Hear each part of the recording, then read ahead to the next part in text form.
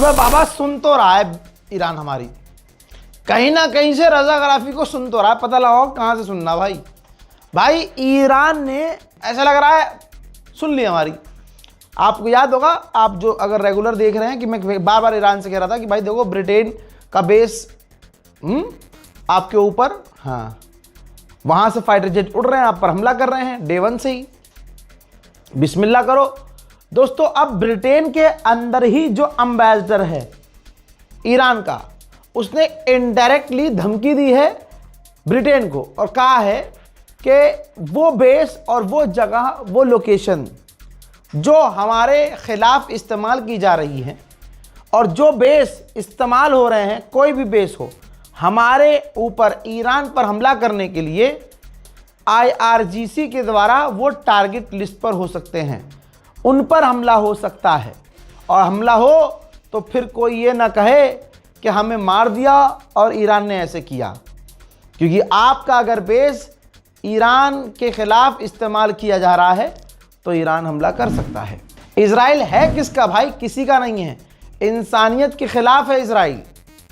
मेरे दोस्तों बताना चाहूंगा कि रशियन ऑर्थोडॉक्स चर्च ईरान में है। अरे ईरान में तो यहूदियों का भी धर्म स्थल है। ये तो प्रोपेगेंडा है कि ईरान शिया मुल्क है, ईरान कट्टरवादी है, ईरान में आज़ादी नहीं है। अरे भाई इजराइल में आज़ादी नहीं है। अब अल्ट्रा ऑर्थोडॉक्स ईसाई हैं, उनके चर्च के ऊपर तेहरान में हमला हुआ और ये खुद रशियन एम्बेसी ने जो तेहरान में है उसने खुद कंफर्म किया है। इसी बात पर व्लादिमीर पुतिन को खेल कर देना चाहिए इजराइल के साथ। डोनाल्ड ट्रंप ने फिर से पलटी मारी और आप नोटिस करेंगे अब डोनाल्ड ट्रंप जो पलटी मार रहा है, मार्केट पर फर्क पड़ना कम हो गया है, ज़्यादा नहीं पड़ रहा है।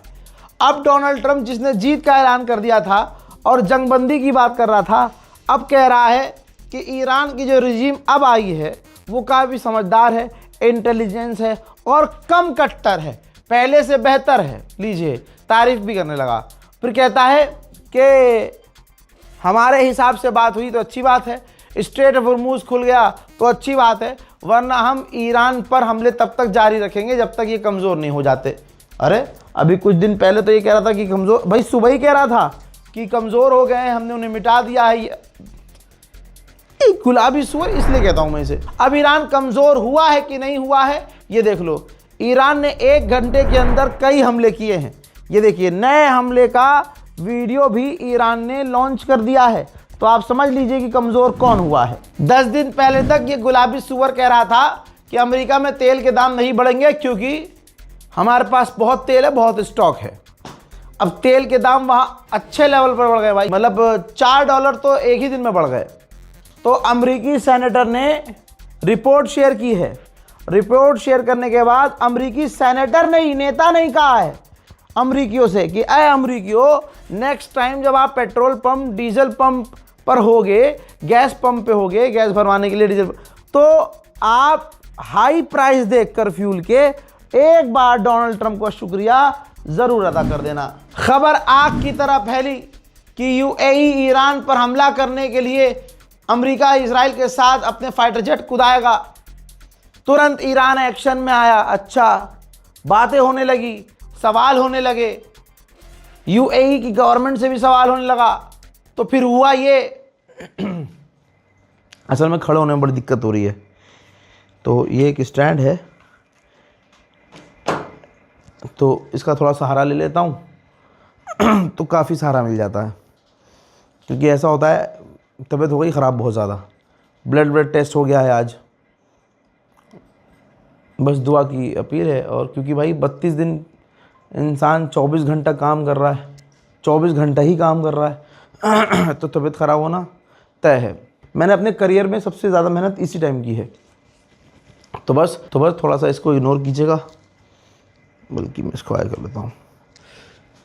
तो जब ये खबर आग की तरह फैल गई बहुत ख़तरनाक लेवल पे, तो अब यूएई ने कहा कि नहीं, ये जो खबर फैलाई जा रही है कि हम जंग में शामिल होंगे, ऐसा नहीं है, ये सही खबर नहीं है। अब ये बात क्लियर है कि कुवैत की सरजमीन मैं दिखा चुका हूँ और सऊदी अरब का एयर स्पेस इस्तेमाल हो रहा है ईरान के ख़िलाफ़।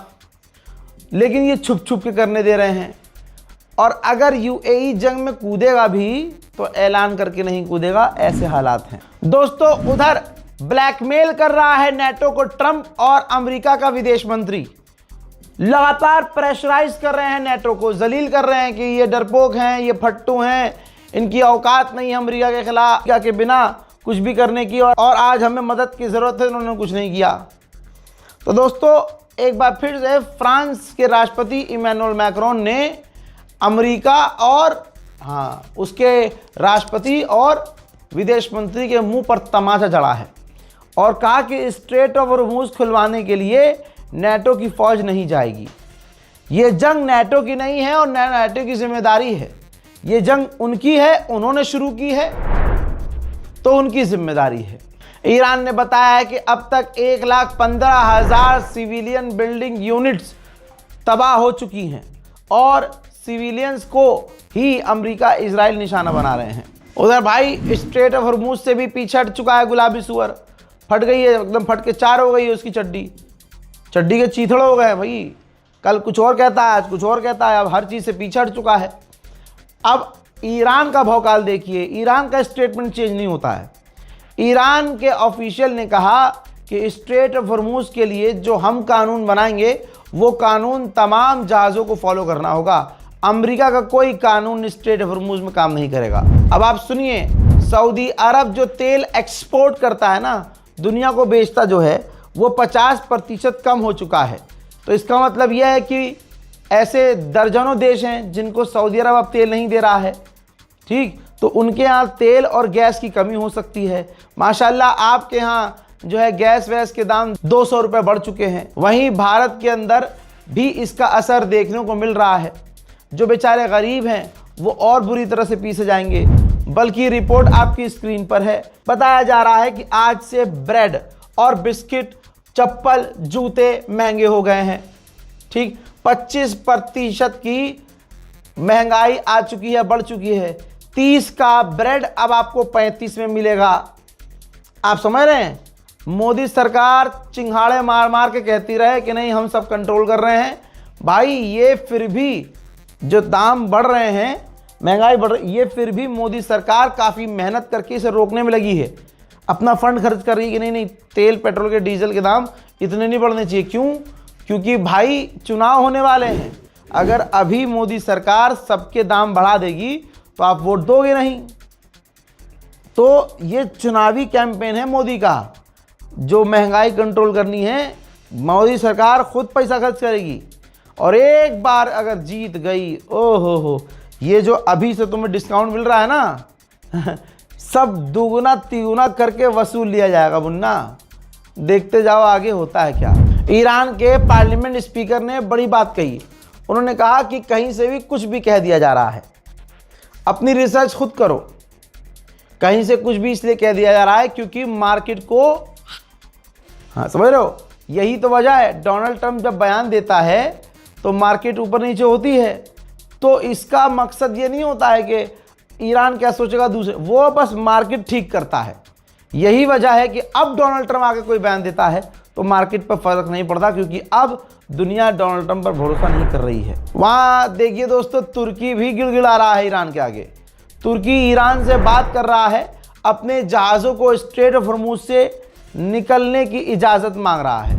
वेस्टर्न इंटेलिजेंस और रूस के एक ऑफिशियल ने परसों बताया था कि जो ईरान के सुप्रीम लीडर हैं मुस्तफा खामनाई, वो रशिया में नहीं है, वो ईरान में ही हैं।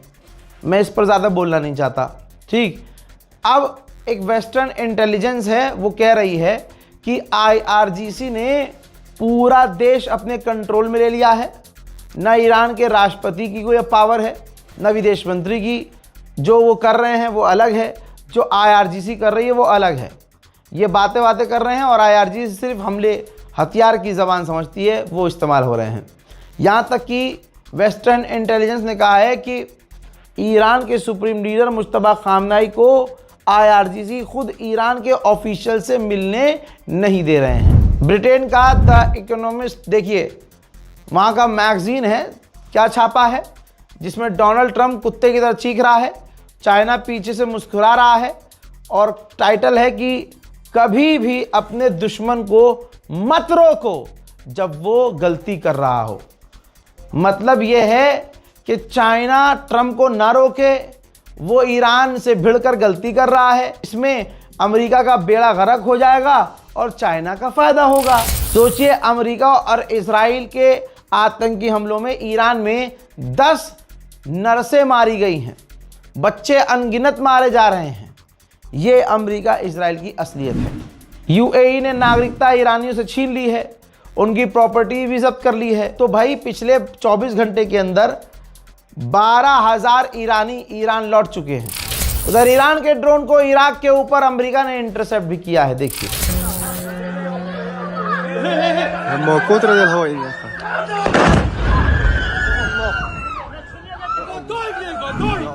मेरे दोस्तों, इतना तो क्या कहूं, कोई सरकार का नेता किसी का फाफा नहीं गिरता जितना रुपया गिर रहा है। यानी आप समझिए कि $1 100 रुपया पहुंचने वाला है। और ये तमाम जो गलती है जंग की है। जंग की वजह से रुपया और कमज़ोर हो गया है। यकीन कीजिए, जंग तो अब हो रही है। अब मोदी जी किसी दिन आएंगे, कह देंगे पिछले 15 साल से जो रुपया गिर रहा है ये ईरान और अमेरिका और इजराइल की जंग की वजह से गिर रहा है।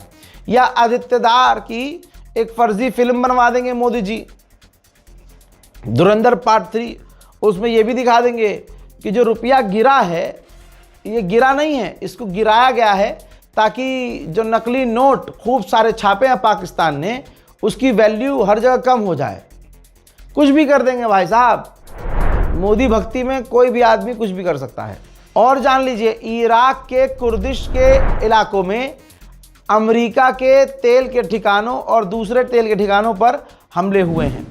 हज़रात, फिलहाल की इस रिपोर्ट में इतना ही। रिपोर्ट को शेयर कीजिए, इससे पहले जो अपडेट दिया है उसको भी जाकर देखिए और प्लीज़ अपनी दुआओं में मुझे याद रखिए। जय हिंद।